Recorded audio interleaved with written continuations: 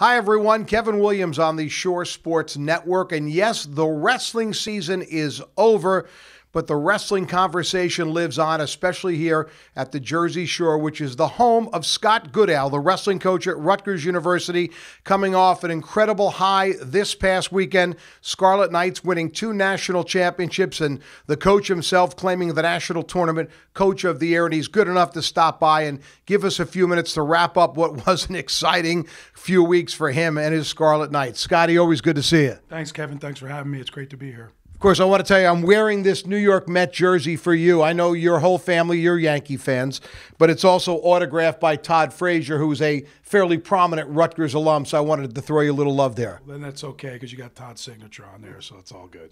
All right, speaking of all good, let's go back to last Saturday night in Pittsburgh, and Rutgers claims its first 2 national champions, kind of a surreal experience. Nick Suriano first at 133, and then just a couple of matches later, Anthony Ashnalt. I guess I ask you first, the Suriano match when it's over, your immediate thoughts, you and your coaches. Well, when he first got the takedown, I was ecstatic and just wanted to jump around, and found my assistant coach for 12 years, John Leonardis, and there's a really cool picture of us 2 embracing. But then it wasn't over because they start challenging a headgear call. So I was like, immediately went back into an intense mode where I didn't want to let John Smith, who's a legend of our sport, kind of dictate what was going to happen with the refs, and they didn't even have a challenge. So the fact that they were challenging it kind of got me a little nervous. And then obviously when the 2 points is awarded and they show that Nick doesn't grab the headgear, it's just pandemonium. It's great. And then you got to bring your emotions back down, right? Because in about 15 minutes, we got one more. So it was awesome. It was a great feeling. It was short-lived, again, because like I said, we had Anthony coming up in 15 minutes, and that was kind of the mindset. That's kind of how it went down, but just ecstatic to get one, knowing we had another one coming. You know, for Suriano, obviously, he's one of the most celebrated wrestlers in the history of New Jersey, 4-time undefeated state champ, goes to Penn State, then transfers back coming home to Rutgers, and you almost feel like he's a young man who had a lot of pressure on him to deliver and to be able to come through in that spot. The whole run through the national championships, just amazing. Yeah, I think so. I think it goes back to really 2 years ago. Like, why would someone want to leave Penn State, which is probably the best situation, not only in the U.S., but maybe in the world as far as training goes, and all their partners. Their regional training center is unbelievably funded by some major donors. So it's a really good training situation at Penn State. But for a lot of different reasons, and for a lot of different kids, there's reasons why you leave and wanted to come home. And so there was all that buildup and all that pressure. And I could tell you, this will probably make you happy, just walking through the streets of Pittsburgh, the hotels. The Penn State fans were really, really behind Nick. They were really rooting for him, and which was kind of nice to see. So, yeah, there's all that pressure of people saying he would never be able to do it at Rutgers, and the only way to win is if you stay at Penn State. And so he came back, and he made the finals the year before and wasn't totally healthy, but now this year fully healthy, and that's the result you get. So handled the pressure great, and wrestled a great finals match over a world-class competitor, and got his hand raised. And, for Anthony, I kind of feel like the entire state of New Jersey was behind him. He really has become the face of your program, and just a quality kid, in South Brunswick, 4-time state champion, undefeated, getting that extra year of eligibility through the red shirt, and to wrestle like he did this entire season and cap it with a brilliant performance just has to be so satisfying for you, having spent so much time with that young man. Yeah, there's another one too, right? He could have went anywhere in the country, and that recruiting, I mean, that recruiting story is a whole nother day, and it's a crazy story. But Anthony chose Rutgers. His brother was there, his sister was our stat, and when you get the Ashnalt, you get the whole town of South Plainfield. So it was a special 6 years, and just to see him do it, like you said, he's the face of our program. He's the face of that university, really. He's got so much personality. The football coaches love him. The basketball players love him, both of those programs. So Anthony has become the face, and he's handled it so well. He actually moved back home, where he was totally off campus for the last 6 months and just was into training. And so it was great to see that happen. And like you said, the whole state of New Jersey, that's something that makes them extremely proud. So it was great to see that go down. The capper on the weekend, though, had to be Saturday night when you were named the national tournament coach of the year. And you get to talk about your kids, but now the satisfaction that must be, not for just you, but I know your entire coaching staff. It's an award for the whole group, but it had to be really satisfying. It was a shock. I was actually getting ready to leave the arena, and I gave my son my pass because he wanted to go on the floor, see Anthony and Nick, kind of get their award. The champions take a picture at the end, all 10 of them. My son's become a huge fan, so I let him and Johnny O'Donnell go on the floor, and I was getting ready to leave, packing things up in the back, and Nick Suriano texted me like, "You need to get back on the floor." So I borrowed Coach Pritzloff's pass, and that's how it went down. So I wasn't expecting it. It is a staff award. It's our whole staff, and Donnie Pritzloff, I think, is the best coach in America, and we're fortunate enough to have him with us and does a great job with our guys. And John Leonardis, like I said earlier, has been with me from day one.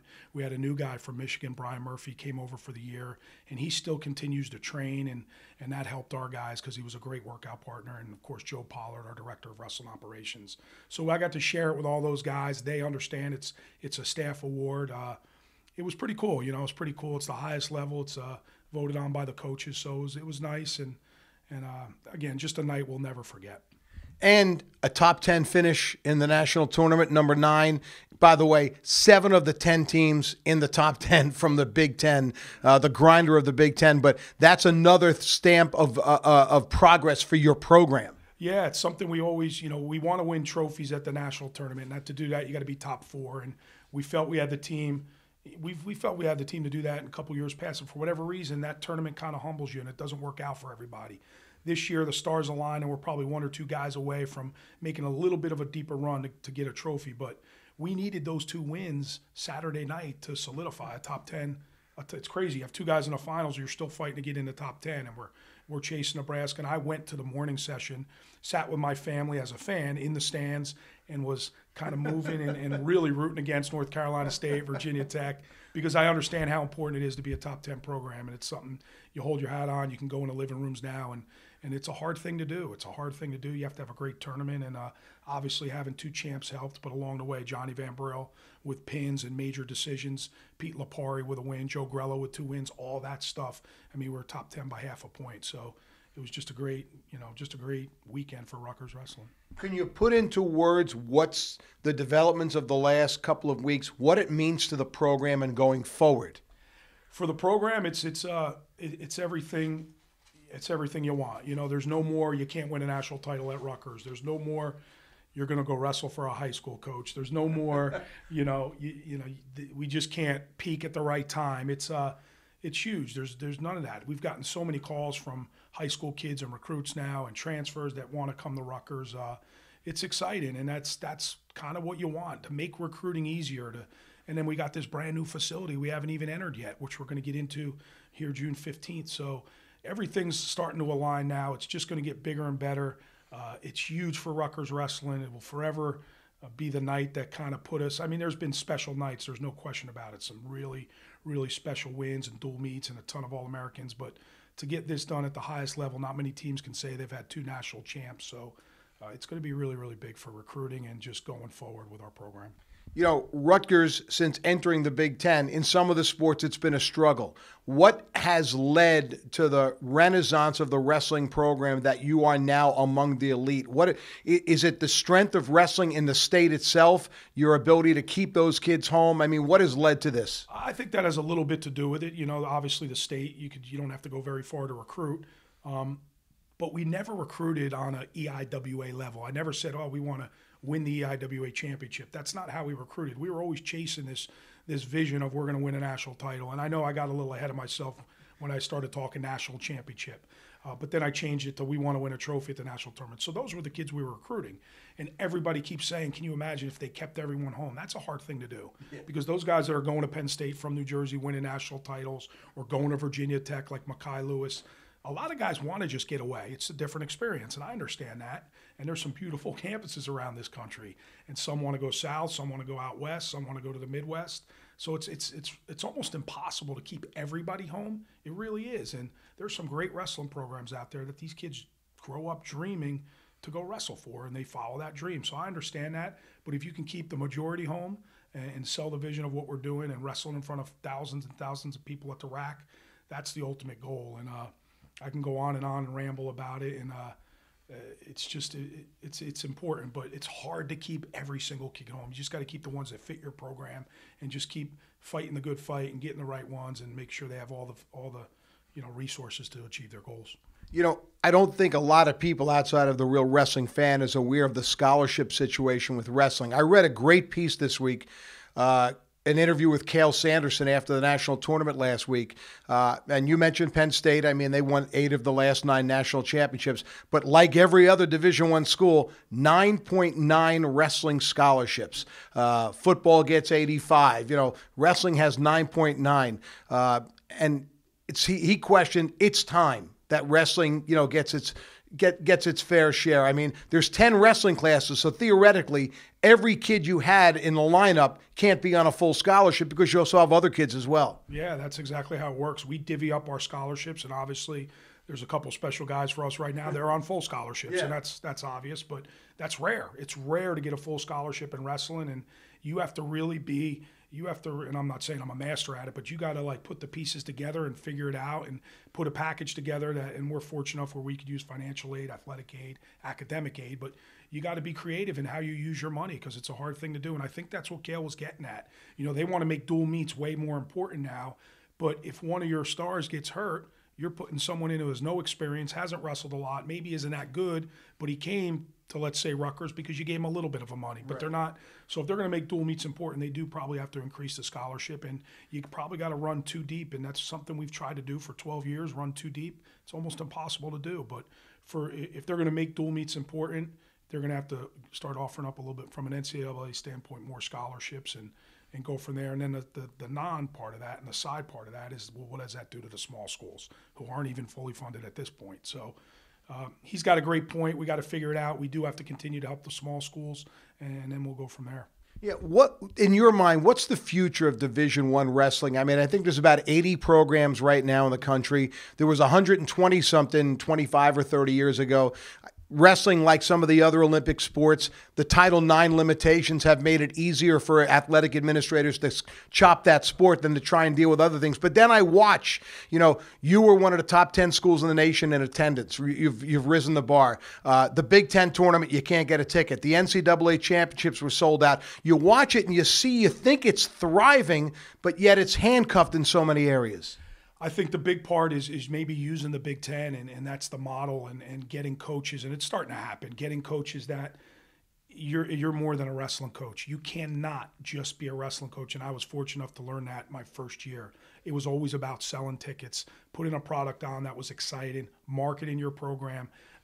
Unfortunately, it got me out of the wrestling room, but fortunately, this is what you get, and it's the greatest thing. Going to a Rutgers wrestling match now has become an event. And I think that's where we got to go with our coaches. Hire guys like Donnie Pritzloff that can teach wrestling and can teach his tail off at wrestling, and our whole staff can do wrestling. But as the head coaches, it's starting to become more of a unfortunately, it's become more of a CEO spot where it's about marketing your program. I think wrestling's at an all-time high, but I also think we need to get out there and beat the doors down and continue to get programs, and we're working with the NWCA. There's programs that have been dropped that are trying to get back, places like Clemson, so on and so forth. They need to have programs. University of Texas needs to have programs. UCLA, USC, they win right away. But it's really educating athletic directors on what wrestling could be, and it could be a revenue-making sport if you do it the right way. Tell me, from a personal standpoint, you're a Jackson guy. I think everyone knows you. Had an incredibly successful stint as the head coach at your alma mater, Jackson Memorial. Took the leap of faith a dozen years ago to take the Rutgers job. I'm sure there were a lot of people who told you made a mistake. You could be, the godfather of wrestling in Jackson and New Jersey. And I know you love to teach and you coach football, all that. But, your family, I know you're a close family guy. You live in Toms River. Your daughter, Shelby, your son, Zach, Toms River North students. I think your daughter's going to be at Rutgers next year, right? Yes, was there any pressure? No, she was going to Rutgers, so there was no pressure on my end. I just had to back off a little bit and allow her to make the decision, but she's happy. Your son plays football, Toms River North, and of course your wife, Lisa. What's it like to have them as close as you are to campus and to be able to be part of this whole thing where I know you travel and you're recruiting all that, but you're able to get home at night?